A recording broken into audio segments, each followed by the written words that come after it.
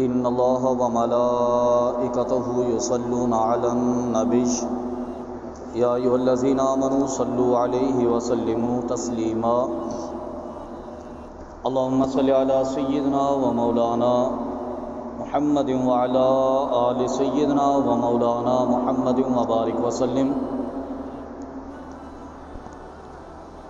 یا بنی اقم الصلاۃ وأمر بالمعروف وانهى عن المنکر واصبر على ما أصابك إن ذلك من عزم الأمور صدق اللہ العظیم وصدق رسولہ النبی الکریم۔ بے پایا حمد و ثنا اللہ رب العالمین جل جلالہ کی، بعد ازاں کروڑوں درود و سلام محسن انسانیت سرور انبیاء تاجدار مدینہ حضور سیدنا آقا علیہ الصلوۃ والسلام کی ذات اقدس پر، کہ جن کے وسیلہ جلیلہ سے اللہ تبارک و تعالی نے یہ دین متین عطا فرمایا۔ گزشتہ جمعۃ المبارک سے ایک موضوع کا انتخاب کیا تھا کہ حضرت لقمان جو حضرت داؤد علیہ الصلوۃ والسلام کے زمانے میں تھے، انہوں نے اپنے بیٹے کو نصیحت فرمائی اور اللہ رب العالمین جل جلالہ نے ان کی مکمل نصیحت کو قرآن مجید فرقان حمید میں ذکر فرمایا۔ تو حضرت لقمان کی اپنے بیٹے کو نصیحت کے تناظر میں اپنی اولاد کی تربیت کیسے کرنی چاہیے، اور یہ انتہائی اہمیت کا حامل مضمون بھی ہے۔ یا بنی اقم الصلاۃ، کہ اے میرے بیٹے نماز ادا کیا کرو۔ اس حوالے سے گزشتہ جمعۃ المبارک میں میں نے ذکر کیا تھا۔ آگے فرماتے ہیں کہ وَأْمُرْ بِالْمَعْرُوفِ وَانْهَ عَنِ الْمُنْكَرِ، کہ اے میرے بیٹے اچھے کام کا حکم دیا کرو اور برے کام سے روکا کرو۔ انہوں نے یہاں پر ایک ذکر کیا ہے وَأْمُرْ بِالْمَعْرُوف، اچھے کام کا حکم دینا۔ اس کا مطلب یہ ہے کہ در حقیقت ان کا مقصد یہ تھا کہ اپنے بچے کے اندر بچپن سے قائدانہ صلاحیتیں اجاگر کرو، اپنے بچے کو بچپن سے لیڈر بننا سکھاؤ، اپنے بچے کو بچپن سے سربراہ بننا، سرپرست بننا سکھاؤ۔ لفظ پہ غور کیجئے، کہتے ہیں کہ وَأْمُرْ بِالْمَعْرُوف، اچھے کام کا حکم دو، اور حکم وہ دیتا ہے جس کے پاس اختیارات اور طاقت ہوتی ہے۔ جس کے پاس اختیار اور طاقت نہیں ہوتی وہ حکم نہیں دے سکتا، وہ درخواست کرتا ہے، وہ ریکویسٹ کرتا ہے۔ تو حضرت لقمان کہتے ہیں کہ وَأْمُرْ بِالْمَعْرُوف، کہ اے میرے بیٹے اچھے کام کا حکم دو۔ مطلب یہ کہ در حقیقت یہ بتانا چاہ رہے ہیں کہ اپنے بچے کو بچپن سے ہی قائدانہ صلاحیتیں پیدا کرو، وہ حکم دینا سیکھے، وہ اچھے کام کی سربراہی کرنا سیکھے، وہ اچھے کام پر لیڈر بننا سیکھے، لوگوں کو لیڈ کرنا آئے اس کو۔ اب دیکھیے اسلام کا بنیادی قاعدہ بھی یہی ہے۔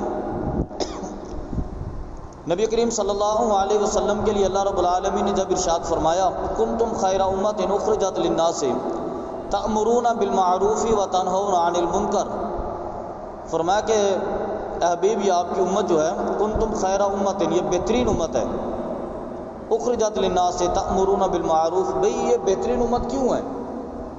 فرمایا کہ تأمرون بالمعروف وتنہون عن المنکر، اس کے بہترین ہونے کی وجہ یہ ہے کہ نیکی کا حکم دیتے ہیں اور برائی سے منع کرتے ہیں۔ اور حکم جو ہے یہ اعلیٰ سبیل الاستعلاء ہوتا ہے، بلندی والا۔ جو سربراہ ہوتا ہے، جو سرپرست ہوتا ہے وہ حکم دے سکتا ہے، جو درخواست دیتا ہے اس کی درخواست پر عمل ہو یا نہ ہو کوئی کمال کی بات نہیں ہے۔ جیسا کہ ایک چھوٹی سی مثال سمجھ لیں کہ ایک کمپنی ہو، ایک کارخانہ ہو یا ایک ادارہ ہو، اس ادارے کے اندر اب تصور کر لیں کہ 1000 ورکر کام کرتا ہے، مختلف پوسٹوں پر 1000 ورکر کام کرتا ہے، تو اس کا اگر سب سے نچلا طبقہ، سب سے نچلا چپڑاسی ہو، گیٹ کیپر ہو، یا اسی طرح کوئی عام سا ورکر ہو، وہ لوگوں سے ریکویسٹ کرتا پھرے گا کہ جناب میری درخواست ہے کہ 1:30 بجے مسجد میں نماز ہوتی ہے، نماز کے لیے تشریف لایا کریں، وہ لوگوں سے درخواستیں کرے گا، لوگوں کی مرضی ہے مانے یا نہ مانے، اور اکثر لوگ درخواست نہیں مانتے۔ ہمارا مزاج ہے کہ ہم کسی کا لفظ اگر ریکویسٹ آ جائے نا تو ہم اس پر کان ہی نہیں دھرتے، کیونکہ ریکویسٹ ہے نا، ہم مانے یا نہ مانے ہمیں اختیار ہوتا ہے، اس وقت ہمارے ذہن میں یہ بات آ جاتی ہے، تو ہم کسی کی ریکویسٹ کو ویسے ہی نہیں مانتے۔ اور جب وہ ریکویسٹ کرنے والا ہو بھی نچلے درجے سے ملازمت میں، پھر تو ہم اس کی پوری بات ہی سننا گوارا نہیں کرتے۔ اس لیے اگر نچلے درجے کا ملازم ریکویسٹ کرتا رہے کہ جناب نماز کا ٹائم ہے، 1:30 بجے مسجد میں نماز کے لیے تشریف لے آئیں، ہماری مرضی ہے جائیں یا نہ جائیں، کوئی بھی نہیں آتا۔ اور اگر کمپنی کا مالک آرڈر جاری کر دے کہ 1:30 بجے ہر شخص مجھے مسجد میں نماز کے لیے چاہیے، آپ اندازہ کریں لوگ 1:15 بجے آ کے بیٹھ جائیں گے۔ اب ریکویسٹ نہیں ہے، درخواست نہیں ہے، اب آرڈر ہے، آرڈر، اب حکم ہے۔ تو اللہ رب العالمین نے فرمایا کہ وَأْمُرْ بِالْمَعْرُوفِ، امر کا حکم دو، یعنی کہ نیکی کا حکم دو، یعنی کہ نیکی کو لوگوں پر راغب کرنے کے لیے، لوگوں کو صراط مستقیم پر لانے کے لیے علی سبیل الاستعلاء بات کرنی ہوگی۔ درخواست کرنے سے، ریکویسٹ کرنے سے معاملہ سلجھے گا نہیں۔ اس لیے حضرت لقمان اپنے بیٹے کو نصیحت کرتے ہیں کہ یا بنی اقیم الصلاۃ وامر بالمعروف وانہی عن المنکر، کیا بیٹے سب سے پہلے تو تم نے اپنے رب کی بارگاہ میں سر جھکانا ہے، رب کی اطاعت کرنی ہے، اور اس کے بعد تم نے لیڈر بن کے لوگوں کو حکم جاری کرنا ہے۔ وہ بچپن سے اپنے بیٹے کے اندر یہ بات راسخ کر رہے ہیں کہ تم نے لیڈر بننا ہے۔ اور پھر آپ اسے بھی اندازہ کیجئے، لیڈر کی مختلف قسمیں ہوتی ہیں، لازمی نہیں ہے کہ لیڈر ایک پارٹی کا لیڈر اور ملک کا وزیر اعظم بنے پھر ہی آرڈر جاری کر سکتا ہے، یا جیسا کہ میں نے ایک مثال میں ذکر کیا تھا، تو اگر صرف مثال ہی سمجھی جائے اور ہم کہیں کہ نہیں بھی ہمارے پاس ایک بڑا کارخانہ یا بڑی فیکٹری یا بڑا ادارہ ہوگا، 1000 ورکر ہوگا تو ہم پھر ہی بات کر سکتے ہیں، نہیں یہ تو ایک مثال تھی، اس کی مختلف نوعیتیں ہوتی ہیں، مختلف صورتیں ہوتی ہیں۔ نبی کریم صلی اللہ علیہ وسلم نے ایک مقام پر ارشاد فرمایا کہ کلکم راعٍ وکلکم مسئول عن رعیتہ، فرمایا کہ تم میں سے ہر شخص سربراہ ہے، تم میں سے ہر شخص لیڈر ہے، سمجھ لیں ایک لفظ ہے یہ، کلکم راعٍ، تم میں سے ہر شخص نگہبان ہے، اس کا لفظی ترجمہ، لیکن کلکم راعٍ، تم میں سے ہر شخص لیڈر ہے، سربراہ ہے، سرپرست ہے، وکلکم مسئول عن رعیتہ، اور کل بروز قیامت تم سے تمہاری سربراہی کا سوال بھی کیا جائے گا۔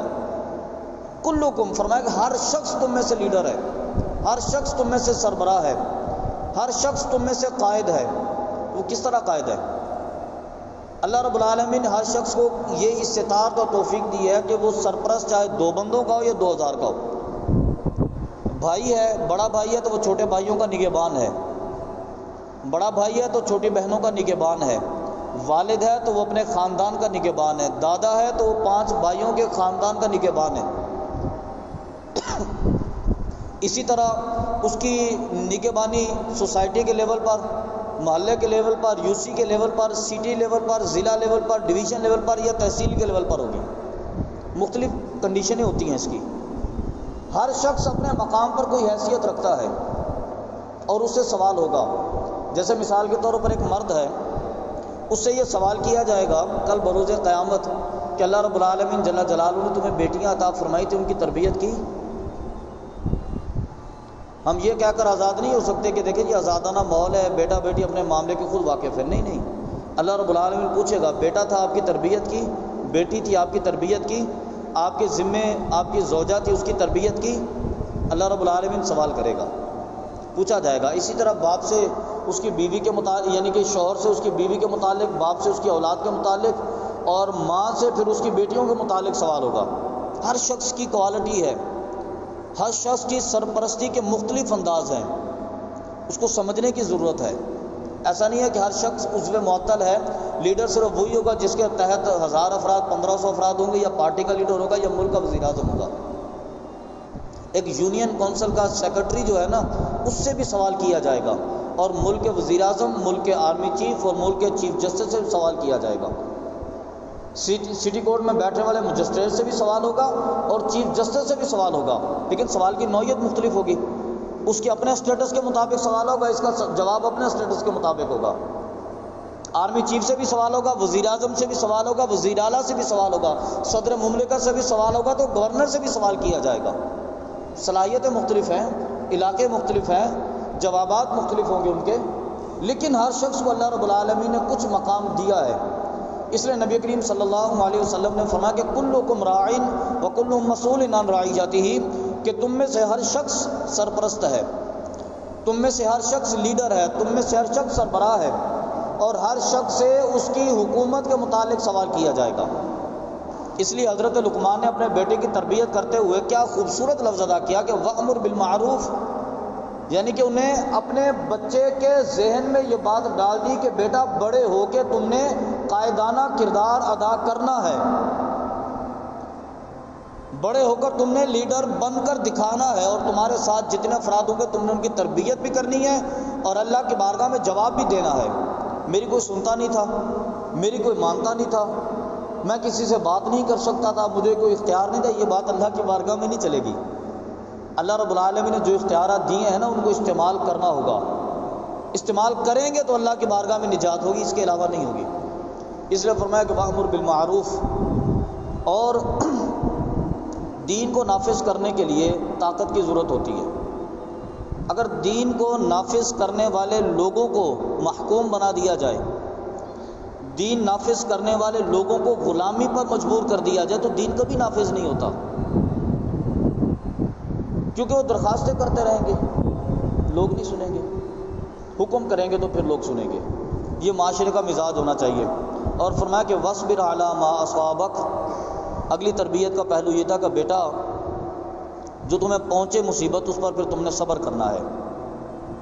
صبر کرنے کا بھی خوبصورت انداز ہے نا۔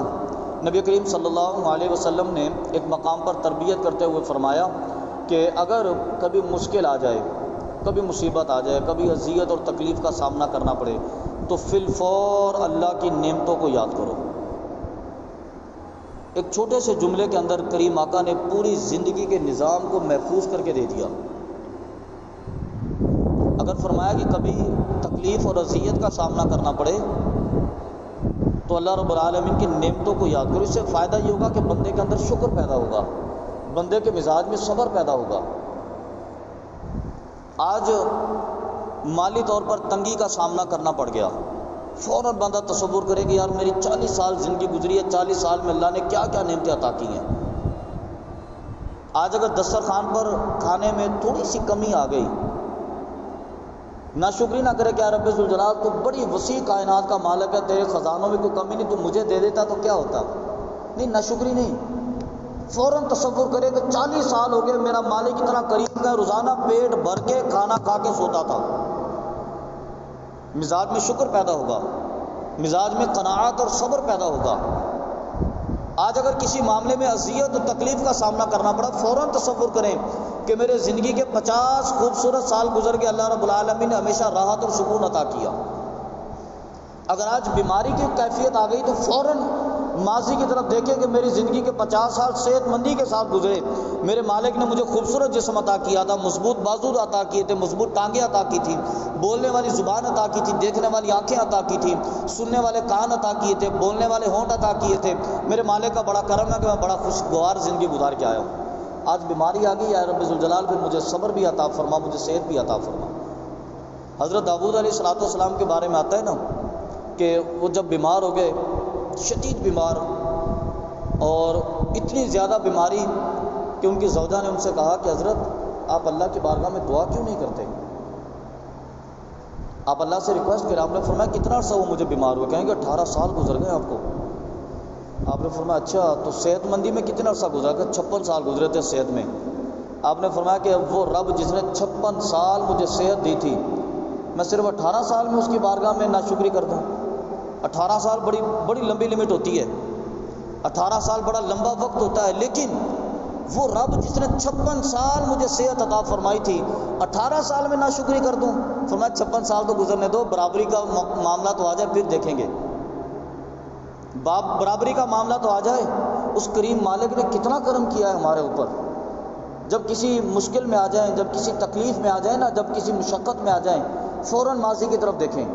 آقا علیہ الصلوۃ والسلام نے فرمایا کہ اللہ کی نعمتوں کو یاد کریں، آپ کے اندر شکر کا مادہ پیدا ہوگا۔ دیکھیں مجھے مالک نے کتنی صحت عطا کی تھی، مجھے مالک نے کتنا رزق عطا کیا تھا، مجھے مالک نے سوسائٹی اور معاشرے میں کتنا مقام عطا کیا تھا، میرے رب نے آج سے پہلے میرے دسترخوان پر کتنی نعمتیں سجا کر رکھی تھیں، میرے مالک نے آج سے پہلے کتنے پیسے میرے اکاؤنٹ کے اندر رکھے تھے۔ جب یہ ساری چیزیں آپ دیکھیں گے نا، آپ یقین مانیں وہ ایک لمحے کی تکلیف اور اذیت آپ کو بھول جائے گی۔ اس لیے وہ فرماتے ہیں کہ وَاصْبِرْ عَلَىٰ مَا أَصَابَكَ، تمہیں جو تکلیف پہنچے نا اس پر صبر کرنا۔ اِنَّ ذَلِكَ مِنْ عَزْمِ الْأُمُورِ، فرمایا کہ یہ بڑے معاملات میں سے، ہاں میں مانتا ہوں ہے بڑا مشکل کام، کیونکہ انسان کا مزاج ایسا ہے نا کہ جیسی اذیت ہوئی تو فوراً ناشکری کی طرف راغب ہوئے۔ فرمایا ہے بڑا مشکل کام، لیکن جو کرے گا وہ اللہ کا محبوب ہوگا۔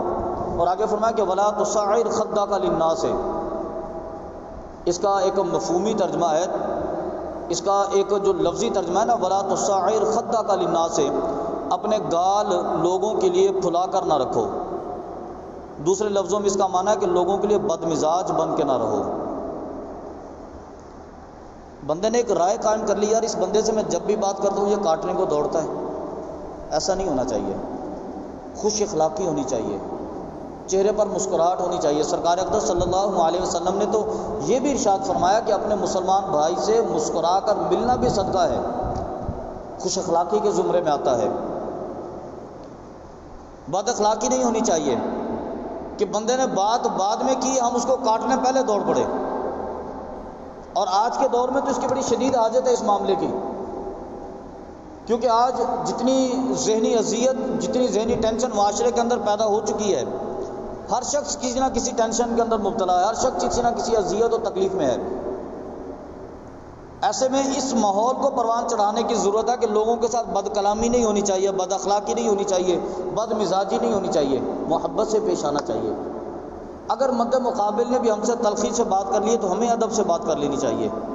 ہو سکتا ہے وہ کسی ایسی پریشانی میں مبتلا ہو جس کا ہمیں اندازہ ہی نہ ہو سکتا ہے وہ کسی ایسی اذیت اور تکلیف میں مبتلا ہو جس کا ہمیں اندازہ نہ ہو، خبر ہی نہ ہو، وہ اپنی سفید پوشی کے بھرم میں مبتلا ہو، ہمیں خبر ہی نہ ہو۔ تو کم سے کم اگر دوسرا بد اخلاقی کی لائن پر آ جائے تو ہمیں اس کے ساتھ اخلاق کے ساتھ پیش آنا چاہیے، ہمیں اس کے ساتھ محبت سے پیش آنا چاہیے۔ نبی کریم صلی اللہ علیہ وسلم کے اخلاق حسنہ کے بارے میں ام المؤمنین حضرت عائشہ صدیقہ رضی اللہ تعالیٰ عنہ سے جب پوچھا گیا نا کہ حضور کے اخلاق کیا تھے، آپ نے فرمایا کہ تم قرآن نہیں پڑھتے؟ تم قرآن نہیں پڑھتے؟ جی حضور قرآن تو پڑھتے ہیں، عرض کیا گیا۔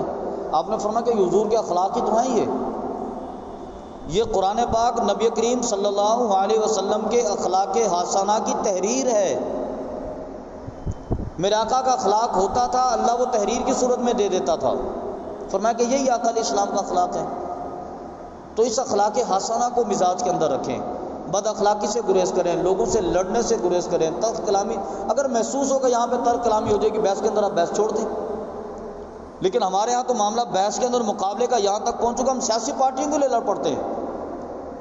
دو بھائیوں میں بیٹھے اپنے لیڈر کے معاملے میں لڑائی ہوگی اور لیڈر کو خبر ہی نہیں ہے وہاں پر جناب، وہ لیڈر اپنی بڑی بڑی گاڑیوں میں، بڑے بڑے ہیلی کاپٹروں میں، بڑے بڑے جہازوں میں گھومتے ہیں، خبر ہی نہیں، دو بھائی میرے لیے لڑ پڑے گھر کے اندر، اور ہم لڑ پڑتے ہیں آپس میں، میرا لیڈر بہتر ہے، وہ کہتا ہے میرا لیڈر بہتر ہے، میری پارٹی بہتر ہے، وہ کہتا ہے میری پارٹی بہتر ہے، میری پارٹی نے کرپشن نہیں کی، وہ کہتا ہے میری پارٹی نے کرپشن۔